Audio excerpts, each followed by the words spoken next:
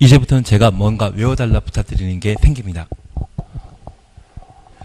행정계획과 관련된 종류가 파악되셨다면 도시군관리계획은 개발정비 보존을 위한 집행에 관한 계획이었습니다. 저 도시군관리계획으로 결정할 수 있는 6개를 봐주셔야 되는데, 첫 번째 용도 지역, 용도 지구, 용도 구역.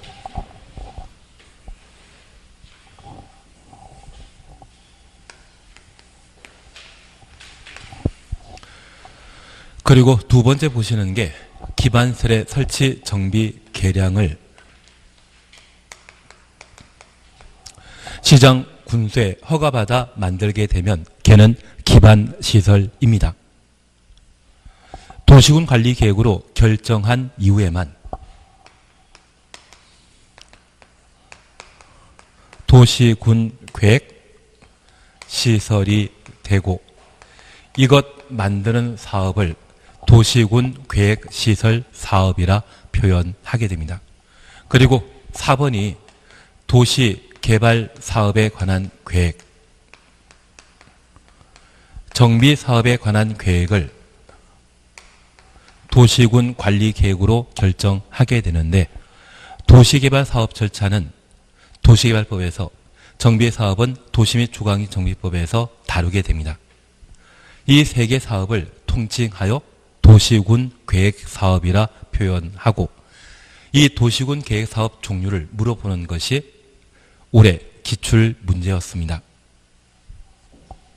그리고 5번이 지구 단위 계획 구역과 지구 단위 계획, 도시군 관리 계획으로 결정합니다. 입지규제 제소구역과 그 계획은 2019년 12월 31일 날 소멸되는 제도입니다.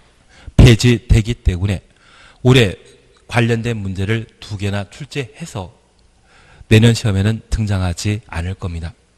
그래서 도시군 관리 계획으로 결정할 수 있는 6가지를 먼저 정리해 주셔야 됩니다. 그 중에 땅과 관련된 규제는 용도 지역, 1차적인 규제 방법입니다. 2번이 용도 지구입니다. 우리가 기억하시길 도시군 관리 계획으로 개발 정비 보존하는 것은 공익, 공공복리를 달성하기 위해 도시군 관리 계획으로 결정하게 되는데, 이 2가지 방법으로 공익을 달성하기 곤란하다 싶으면 토지의 가격이 10분의 1 토막 나게 되는 용도 구역을 도시군 관리 계획으로 결정하게 됩니다.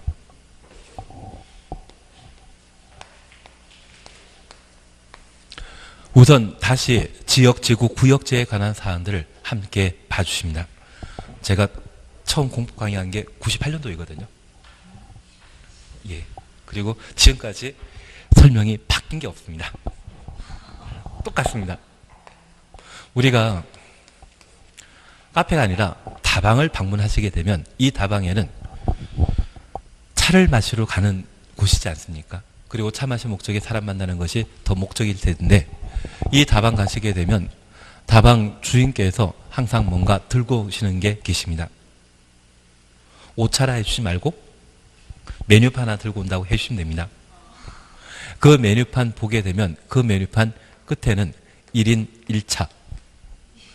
들어오면 무조건 하나씩 시켜라. 그렇게 되어 있고요. 커피, 쌍화차, 녹차, 율무차, 유자차 이런 게 막 하나씩 있거든요. 그래서 다방 가면 무조건 한 잔씩 시켜야 되죠. 우리 세종시장이 세종시에 도시군 관리 계획으로 용도 지역을 결정하게 되면 세종시 관할 구역의 모든 토지에 대해서는 4개 용도 지역 중에 하나로 빠짐없이 구분하여 지정하도록 되어 있습니다. 그래서 우리 세종시가 개발 용도의 도시지역과 비개발 용도의 관농자, 관리적, 농림적, 자연환경 보전지역으로 빠짐없이 구분되어 있다면 인접해 있는 공주나 대전시도 마찬가지입니다. 그래서 모든 도시군의 용도지역이 빠짐없이 도시지역과 비도시지역으로 구분되어 있다고 하면 전국이 구분되어 있는 것이죠. 그래서 모든 용도 지역은 뭔가 하나에 걸려 있습니다. 그래서 우리가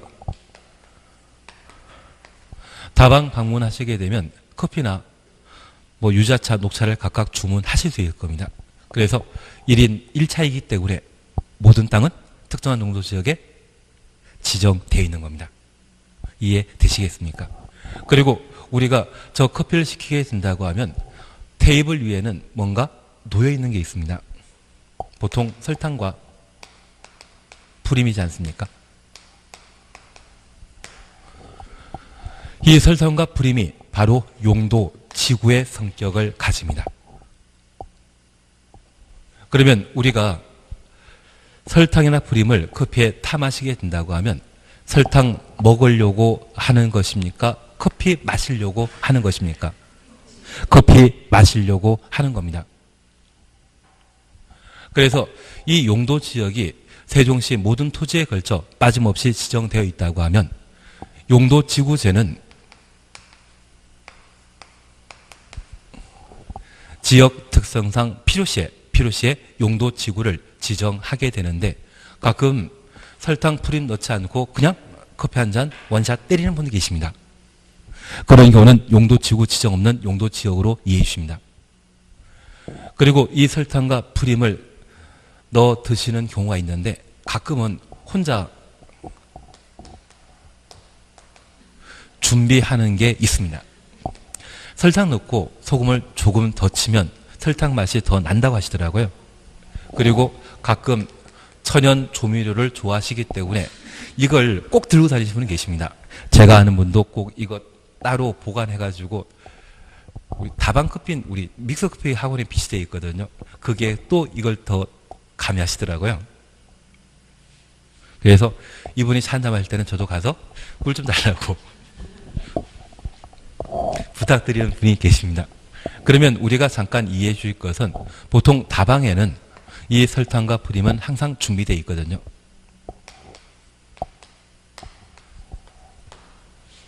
검정으로 준비해 놓은 겁니다. 얘는 개개인이 준비하시는 거죠. 각 지방자치단체 만들어지는 법이 조례이거든요.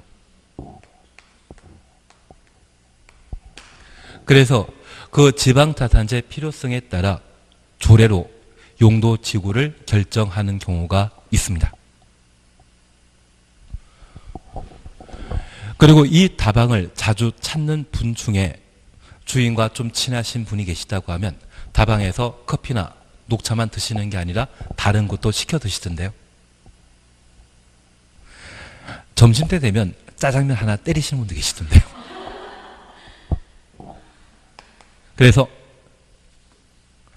3차 규제에 해당되는 용도 구역은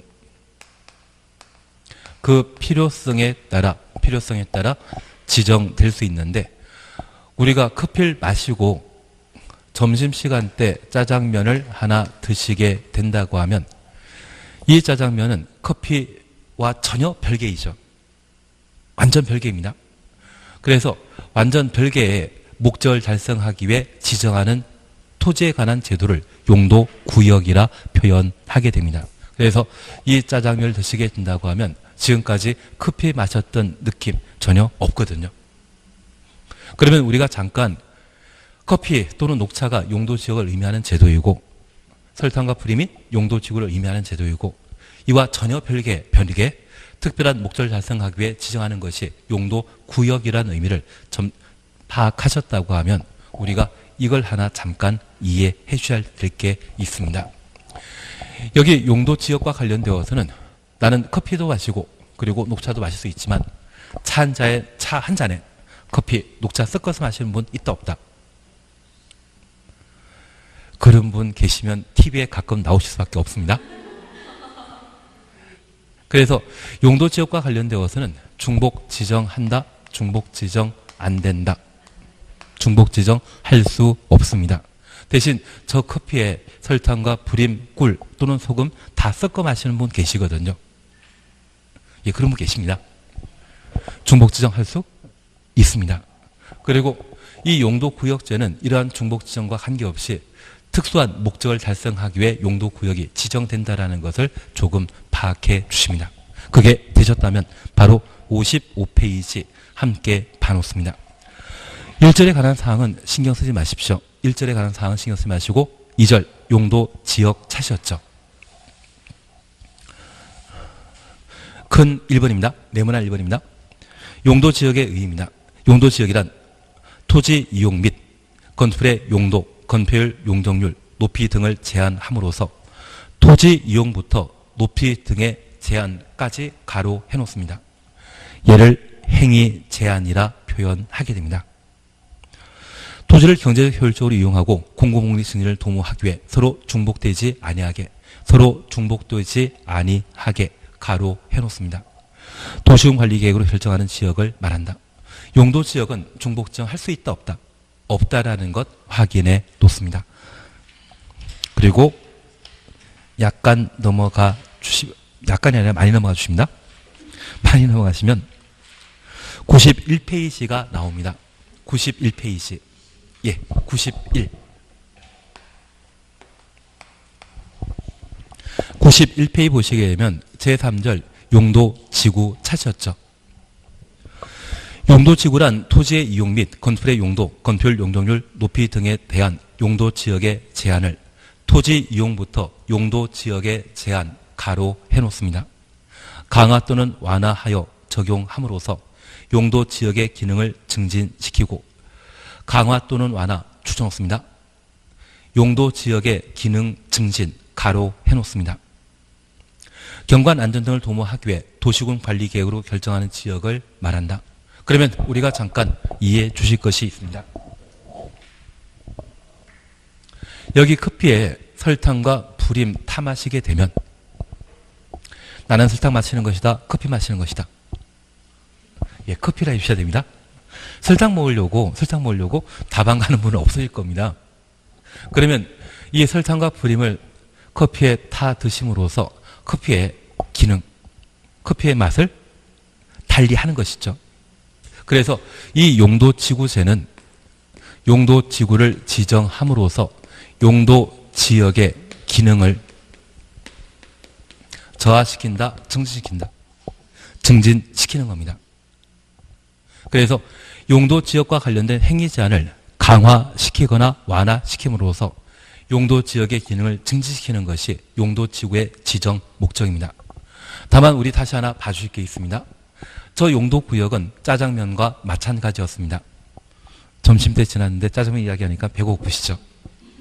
저도 아침에 한 6시 반에 나와가지고 집을 나오는 게 6시 45분 정도이거든요. 50분 정도. 그리고 여기 오면 오늘 같은 경우는 안개 껴가지고 딱 떨어진 게 45분쯤입니다. 그리고 저녁반 없이 또 올라가다 보면 왔다 갔다 대충 3시간이거든요. 왔다 갔다 6시간이거든요. 그래서 1시 45분 또는 40분까지 하더라도 이해해 주십시오. 왔든 갔든 시간이 있는데 약간 길게 해주시는 것도 괜찮지 않겠습니까? 감사합니다. 그러면 이 짜장면을 내가 먹게 된다고 하면 이 짜장면 먹게 되었을 때 커피 맛 달라집니까? 커피 맛 싹 가셔버리는 것이죠. 그래서 이 용도 구역 지정했을 때 용도 지역의 기능을 증진시킨다? 전혀 관계없는 겁니다. 용도 구역은. 대신 용도 지역은 용도 지역의 기능을 증진시키기 위해 용도 지구를 지정할 수 있다는 것을 이해해 주셔야 됩니다.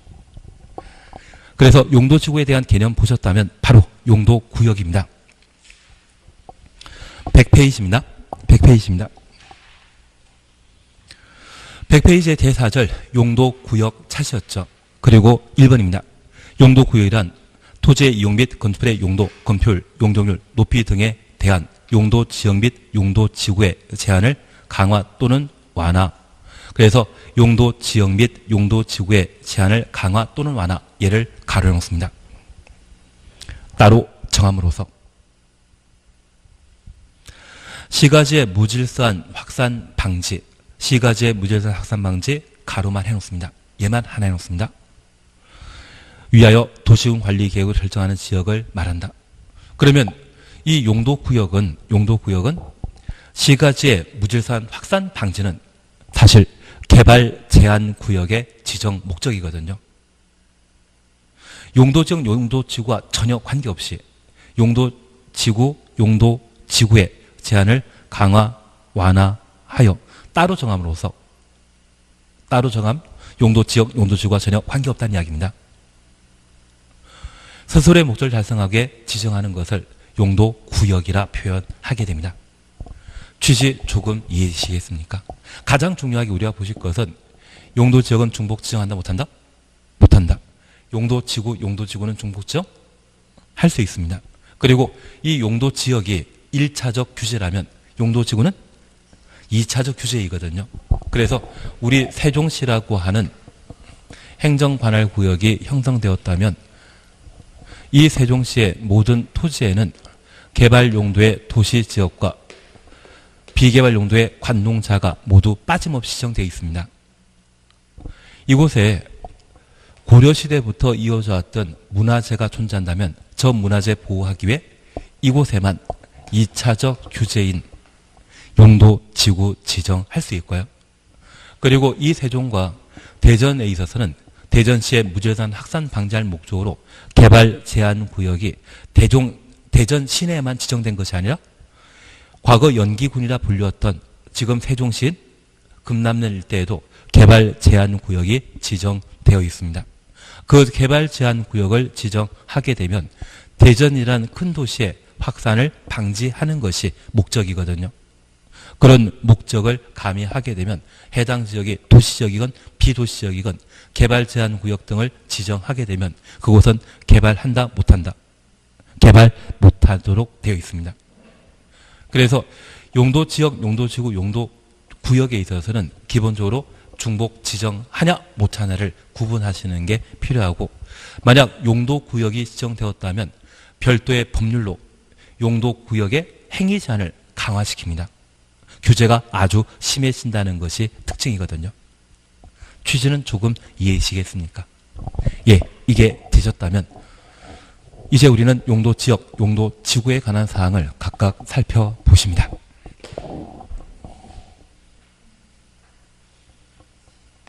그래서 개념 보셨고, 두 번째 용도 지역입니다. 여기 용도 지역이 지정되게 되면 이 용도 지역은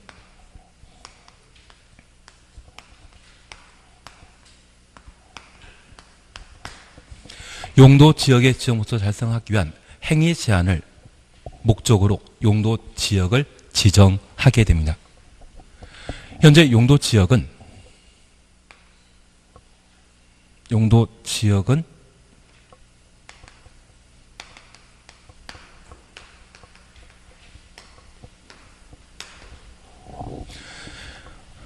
도시지역과 비도시지역인 관농자, 관리적, 농림적, 자연환경보전지역으로 구분하고 있는데 어디를 대상으로 도시군 관리계획으로 지정할 수 있는지, 결정할 수 있는지를 함께 구분하시는 겁니다. 그래서 항상 우리 공법은 대상과 절차입니다.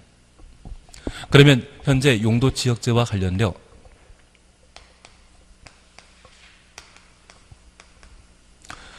국회에서 제정한 법률로 용도지역을 구분하게 되면 저 법률에 따르면 세종시에 사람들이 많이 몰려 살고 있는 곳, 이곳을 도시지역으로, 그리고 비도시지역으로서 관리지역, 농림지역, 자연환경,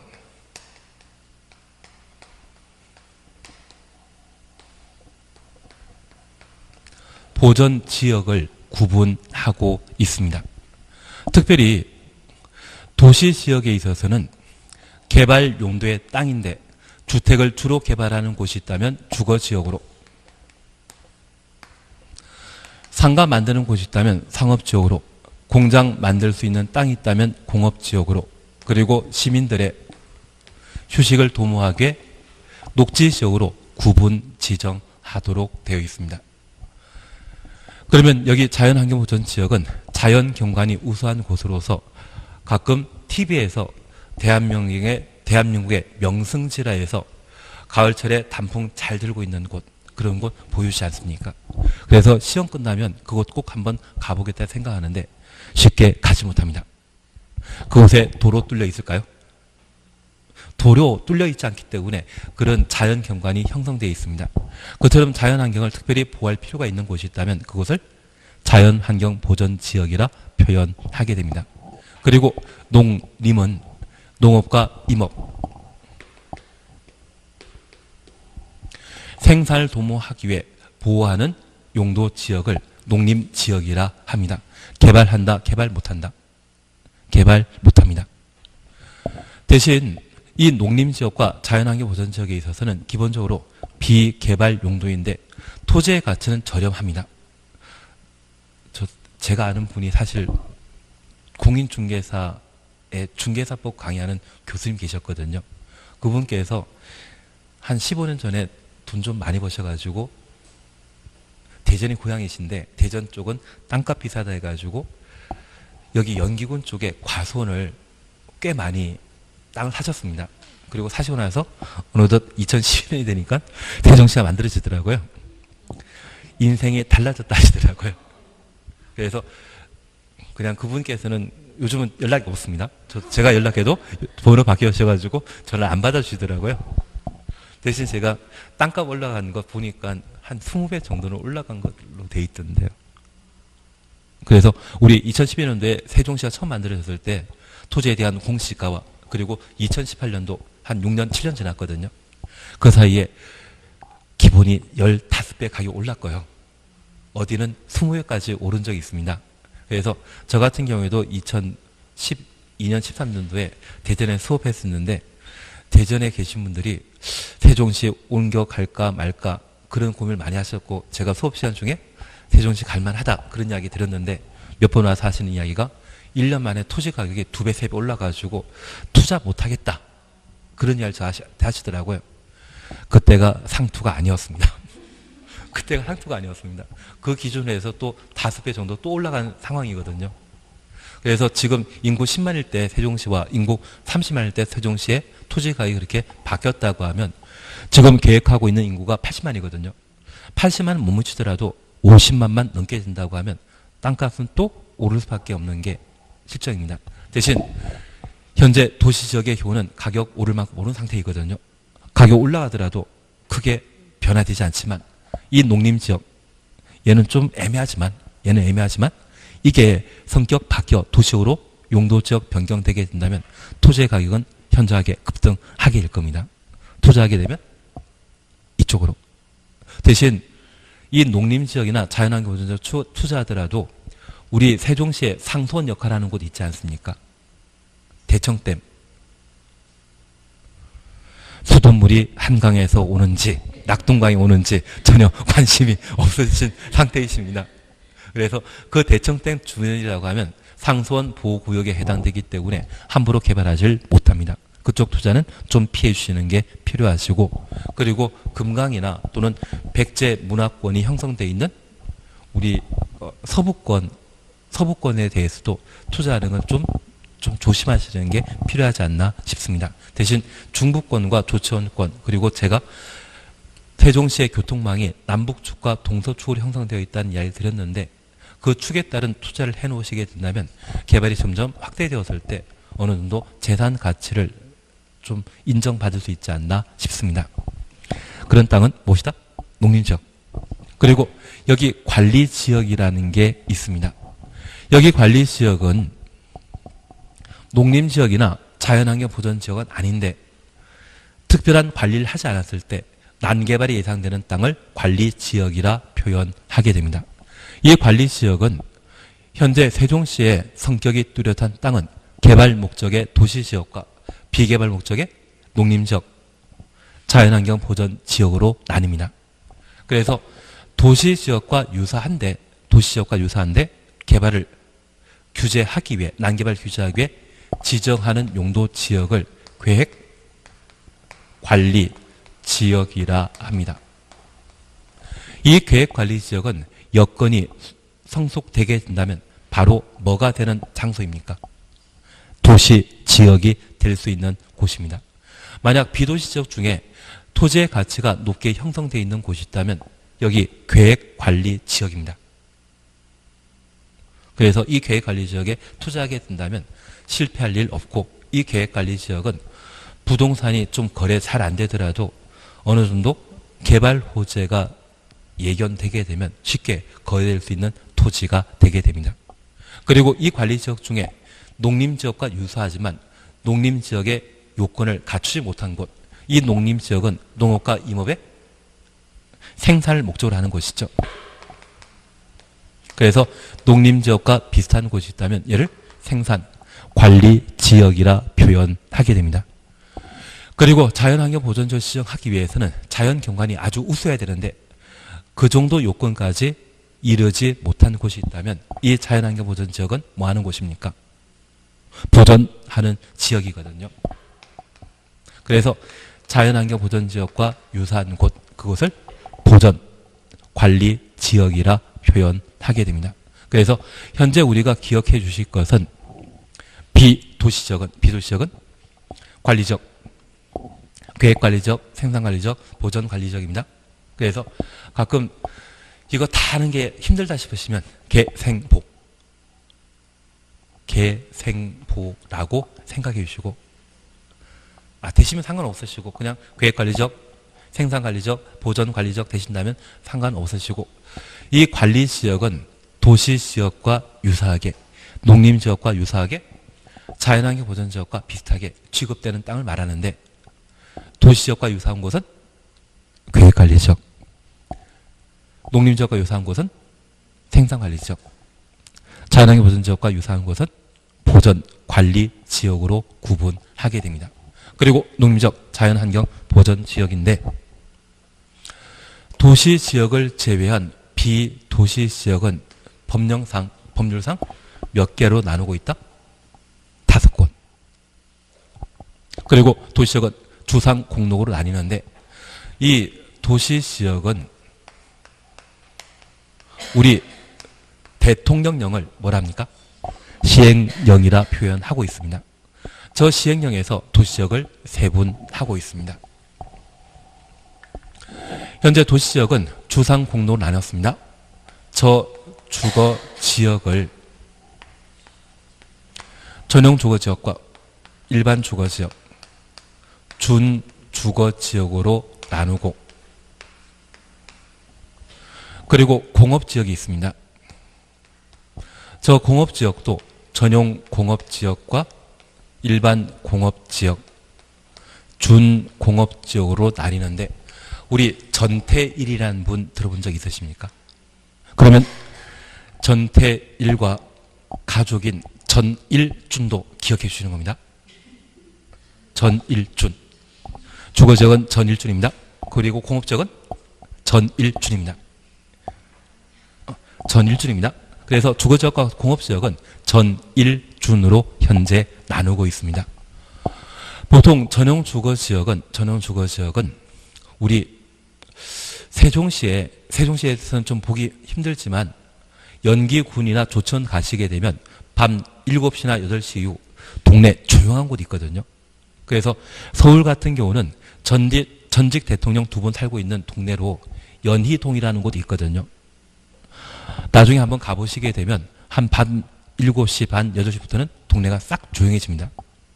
그런 조용한 주택가가 조성되어 있는 곳이 있다면 걔가 전용 주거 지역이고 우리 아파트에 대부분 거주하지 않으십니까? 그 아파트 만들어져 있는 곳이 일반 주거 지역이며 조상 복합 건물이 만들어져 있는 곳이 있다면 대부분 준주거 지역이 되게 됩니다. 그래서 전일준 조금 이해되시겠습니까? 그럴 때 전용 주거 지역은 1종 전용 주거 지역과 2종 전용 주거 지역으로 세분하고 일반 주거 지역은 1, 2, 3종으로 그리고 준주거 지역은 세분되지 않습니다. 그래서 주거 지역은 전일준으로 세분하고 있지만 또 종별 세분이 가능하기 때문에 이 주거 지역은 총 몇 개? 6개입니다. 그리고 공업지역 전일준, 중화공장, 그래서 공해 배출 공장에 들어서 있다면 걔가 전용 공업지역이고요. 그리고 우리 주변에 삼성전자가 평택에 100조 정도 투자한다는 이야기 들어본 적 있으시죠? 들어본 적 없기 때문에 제가 서해안권 이야기 드리면서 평택을 기억이 안 나기 때문에 넘어가도록 하겠습니다. 그런 반도체 공장이나 또는 자동차 공장 들어가는 곳이 있다면 그게 일반 공업지역입니다. 최근 GM 대우 자동차 사건 기억나시겠습니까? 그 GM이 한국에서 완전 철수하지 않고 남아있는 이유가 부평의 GM 자동차 공장 때문이라는 이야기도 있습니다. 그 자동차 공장이 위치한 곳이 일반 공업지역인데 걔를 주거지역으로 바꿔주거나 준공업지역으로 바꿔버리게 되면 그곳에 아파트 만들 수 있거든요. 아파트 만들게 되면 현재 부평 자동차 공장 가치가 1조 정도 하는데 아파트 단지로 조성하게 되면 6조 정도가 된다고 합니다. 그러면 한국에 받던 적자 한 방에 해결할 수 있습니다. 대신 군산 공장에는 아파트 만들 수 있다 없다. 지금 다 공장 빠져나가다 보니까 인구 빠져나가고 있는 도시가 군산이거든요. 그게 만들면 미분양 사태가 발생하게 됩니다. 부평은 아니거든요. 그 자동차 공장 들어가 있는 곳이 무엇이다? 일반 공업지역이 되게 됩니다. 그리고 우리 공부하시면서 경공업이란 말과 중공업이란 말 들어본 적 있으시죠? 양말 만드는 공장이 있다면 경공업입니다. 그 경공업 입지하는 곳이 준공업 지역인데 서울 같은 경우는 구두 공장이 많이 입지해 있는 곳이 성수동이거든요. 구이동이나 들어보셨습니까? 감사합니다. 그쪽이 준공업 지역입니다. 그런데 그 구이동이나 성수동 쪽이 지금 한강을 끼고 있다고 해서 지금 초고층 건물 만들겠다고 시도하고 있습니다. 그러한 곳이 어디다?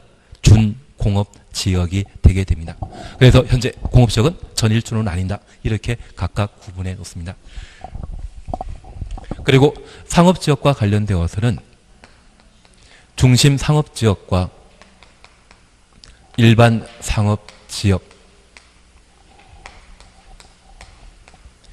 유통 상업지역과 근린 상업지역으로 각각 구분하고 있는데 우리 이렇게 이해해 놓습니다. 중국과 일본은 가까이 있다. 되시죠? 원래 영어가 명사 나오면 뒤에 동사 나오고 뭐 나오지 않습니까? 그래서 중국과 일본은 가까이 있다. 그래서 중일 유근으로. 그러면 중심 상업지역은 도심이라 불리는 곳을 말합니다. 우리 세종시의 중심 상업지역은 도심은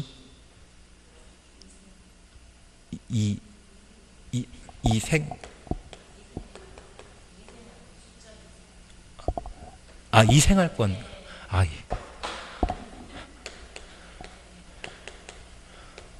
서울 같은 경우는 강남역이나 또는 여의도 그리고 종로 쪽이 중심 도심이거든요. 그러한 곳이 중심 상업지역입니다. 그리고 일반 상업지역은 그 중심 상업지역 도심 외곽에 한 10층짜리 상가 건물이 만들어져 있는 곳, 이런 곳이 중심 상업지역이고요.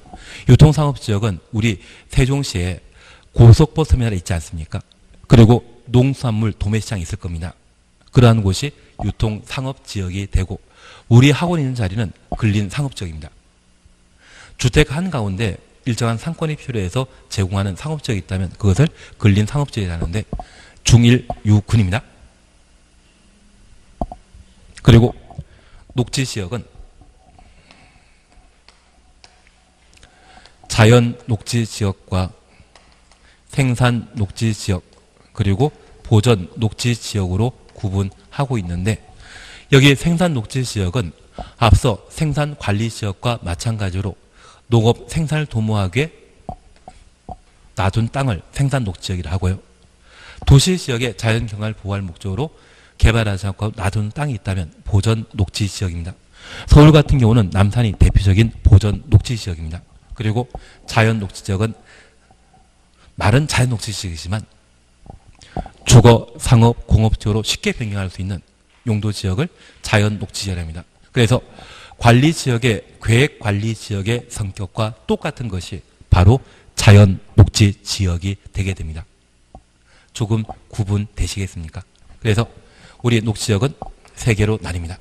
그러면 주거지역 6개, 상업지역 4개, 공업지역 3개, 그리고 녹지지역은 3개.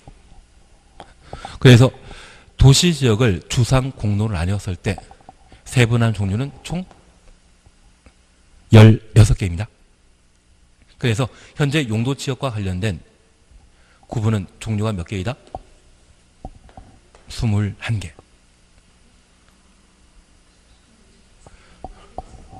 관리지역은 계획관리지역과 생산관리지역, 보전관리지역, 농림지역, 자연환경 보전지역, 도시지역을 제외한 비도시지역의 종류는 5개이고 도시지역은 주상 공로로 나뉘는데 대통령령에서 세분하게 되면 총 16개이기 때문에 용도지역의 종류는 총 21개입니다. 그러면 우리 잠깐 구분하실 것으로서 앞서 제가 이 말씀 하나 드린 거 기억나십니까? 위락설은 어디에만 건축할 수 있다? 상업지역에만 건축할 수 있습니다.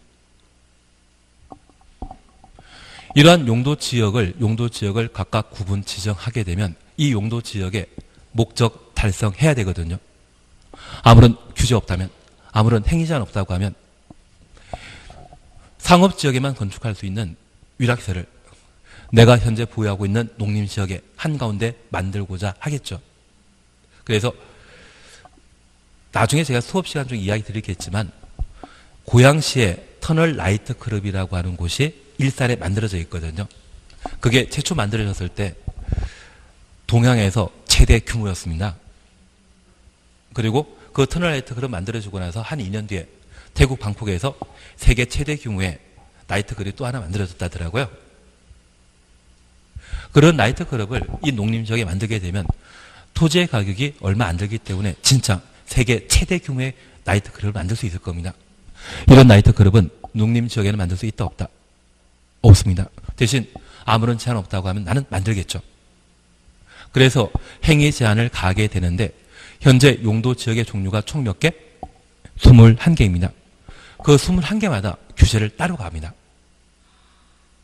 그리고 이 행위 제한을 위반하게 되면 3년 이하의 징역, 3천만 이하의 벌금에 처하도록 돼 있는데 저 행위 제한은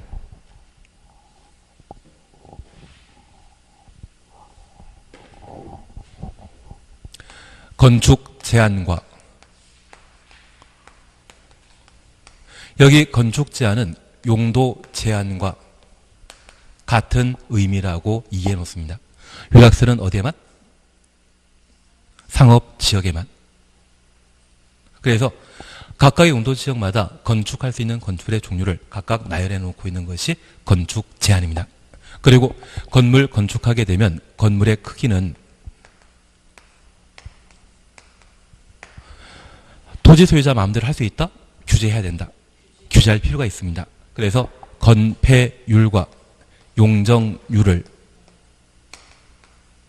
법으로 제한하게 됩니다. 여기 건폐율과 관련되어서는 이렇게만 잠깐 이해해 놓습니다. 만약 도로를 따라 형성되어 있는 대지에 건물이 만들어지게 되면 이 건물에 대해서는 지나가는 사람이 옆에서 바라보는 방법이 있고요. 이 건물을 바라보는 다른 방법은 위에서 가끔 이런 말씀하시더라고요. 옆에서 보면 또 이 반대편에 보면 되지 않느냐, 밑에서 보면 되지 않느냐 그런 말 하시더라고요. 그래서 옆에서 바라보는 방법과 비행기 타고 위에서 내려다보는 방법이 있습니다. 그래서 조감도란 말 들어본 적 있으시죠? 그처럼 위에서 내려보는 방법과 옆에서 바라보는 방법이 있습니다. 가끔은 어떤 분은 저한테 그 말씀 하시더라고요. 45도 각도로 쳐다볼 수도 있다고. 그래서 얼굴은 찡그리시고 저를 45도로 쳐다보시게 된다면 저 째려보는 그런 느낌이 되십니다. 제발 그러지는 말아주십시오. 그래서 옆에서 바라보는 방법과 위에서 내려다보는 방법이 있는데 위에서 내려다보게 되면 우리 학교 다닐 때 도화지에 물건 하나 올려놓고 윤곽선에 따라 그림 그려본 적 있지 않으십니까? 그게 위에서 내려보는 방법입니다. 그러면 위에서 내려보게 되는 것이 바로 평면적인 성격인데 그 평면적인 방법으로 건물의 크기를 좌우하는 것을 건폐율이라 하고요. 옆에서 바라보게 된다고 하면 이때는 층수 파악할 수 있죠. 얘는 평면적이다, 입체적이다. 입체적인 성격을 가지는 것이 건폐율이 되게 됩니다. 사실 올해 시험에는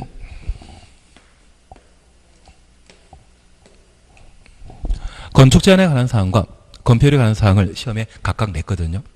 원래 용도 지역제와 관련되어서는 항상 두 문제가 출제됩니다. 대상, 우리 방금 도시지역과 비도시지역 공부를 하셨죠? 이게 가끔 시험에 나옵니다. 가끔 시험 나오는데 얘가 28회 때 시험에 나왔었거든요. 28회 때 가끔 시험에 나오기 때문에 29회 때는 절대 안 나올 상황이었고요. 그런데 이 용도 지역을 구분하지 못한다고 하면 우린 부동산 중개업을 할 수 없습니다. 영어 제일 먼저 공부할 때 A, B, C, D 외우셨죠? 부동산에 대한 알파벳입니다. 이걸 모르게 되면 부동산 홍보에 대한 용어 자체를 정리할 수 없기 때문에 얘는 조속하게 파악하는 게 필요하십니다. 그리고 절차가 자주 시험에 나옵니다. 그래서 저 같은 경우는 작년에 얘가 나왔으니 올해 얘가 나올 거야 했는데 얘 건너뛰고 바로 건축 제한 시험에 내버리고 건폐율 시험에 내더라고요. 대신 얘는 매년 시험에 나옵니다. 매년 시험에 나오기 때문에 매년 정리해 주시는 게 이쪽입니다. 그래서 잘 찍으신 분은 두 문제 다 맞췄는데 잘 못 찍으신 분은 그냥 하나 맞추고 마치더라고요.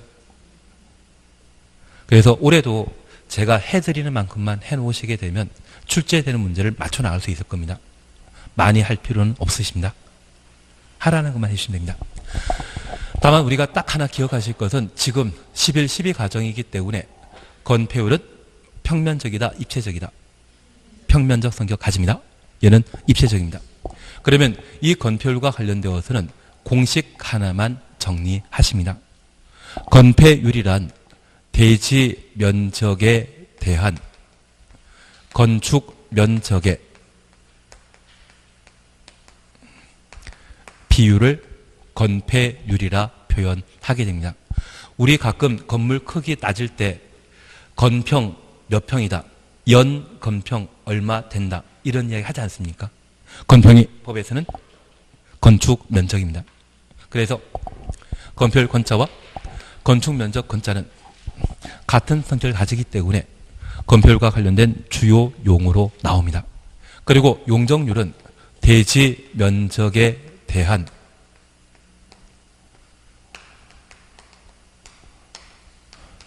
지상층의 연 면적 비율을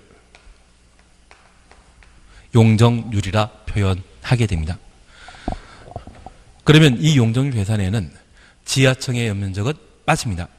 하나 이해하실 것은 법은 특정인을 기준으로 만든 것입니까? 일반인을 기준으로 만들어 놓은 것입니까? 일반인을 기준으로 만들어 놨다면 이 학원 건물 오기 전이라고 하면 지하 몇 층인지 인식할 수 없거든요.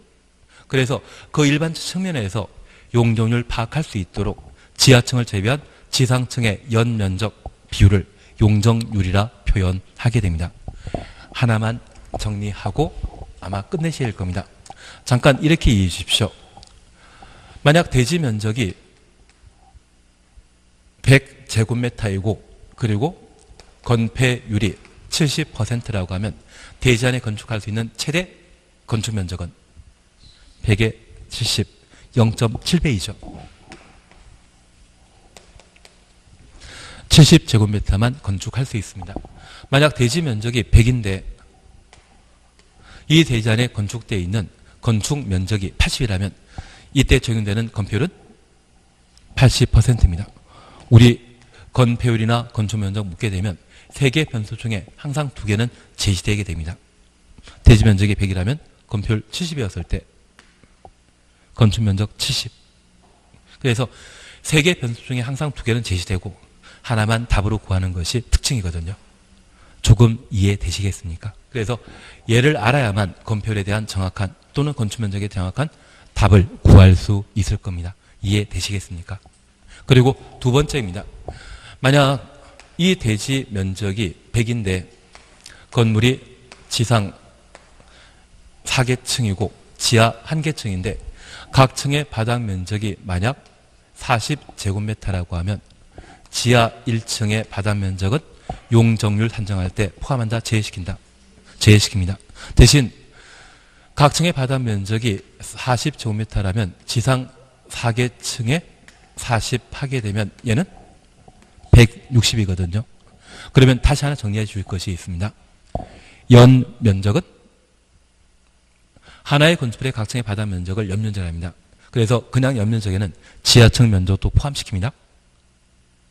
용적률 계산할 때는 지하층 포함한다, 제외시킨다. 제외시킵니다.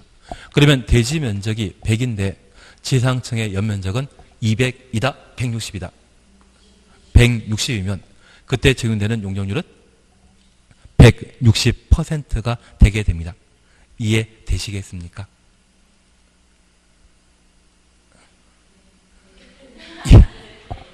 이해 가능하시겠습니까?